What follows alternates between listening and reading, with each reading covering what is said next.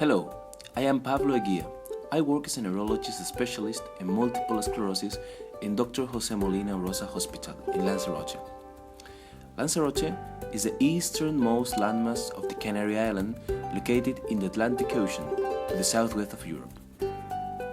Lanzarote is an interesting place for multiple sclerosis study because its geographical location confers high exposure to ultraviolet radiation for most of the year, and patients probably have an optimal vitamin D serum levels. Nevertheless, the prevalence is 49 per 100,000 inhabitants, higher numbers than expected given its high exposure to sunlight. When talking about multiple sclerosis cognitive impairment,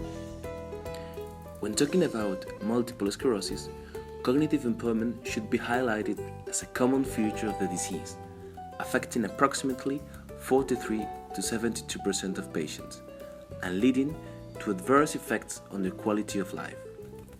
Thus, neuropsychological dysfunction severely affects the ability to keep working, and these patients require greater assistance with daily living activities. With this background, we plan to study the cognitive status of our patients, considering that we have available all the reference population and that the size of the study population was acceptable. We presented the study entitled Cognitive Status in Patients with Multiple Sclerosis in Lanzarote, whose main objective was to describe the extent and pattern of the involvement of cognitive impairment and the psychological status in all patients in a multiple sclerosis cohort, which rules out a possible selection bias. In this transversal study, 70 patients and 56 healthy subjects were included. As a measurement instrument, we used the Spanish version of the brief, repeatable battery of neuropsychological tests and other questionnaires. The MSNQ, the Hospital Anxiety and Depression Scale, and the Fatigue Severity Scale. All evaluations were performed by a neurologist in a single session of approximately 1 hour. The main results of our work were: 4 patients met the diagnostic criteria for dementia, 6.3% of the total sample. The patient group underperformed in most of the battery tests, suggesting an overall performance deficit.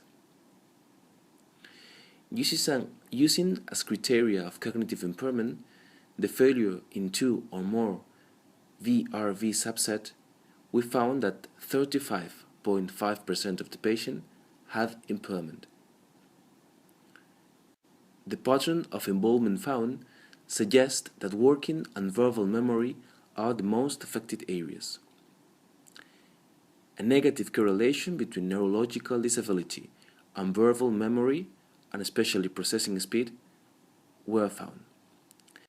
These data could indicate that deficit in processing speed might be a good predictor of disease progression and constitutes a key deficit in time monitoring. The involvement of other domains such as working memory or verbal fluency does not evolve in parallel with other symptoms. Depressive symptoms were less than those found in the literature, and high scores on the depression scale were correlated with poorer performance in verbal memory. Anxiety was not associated with cognitive performance.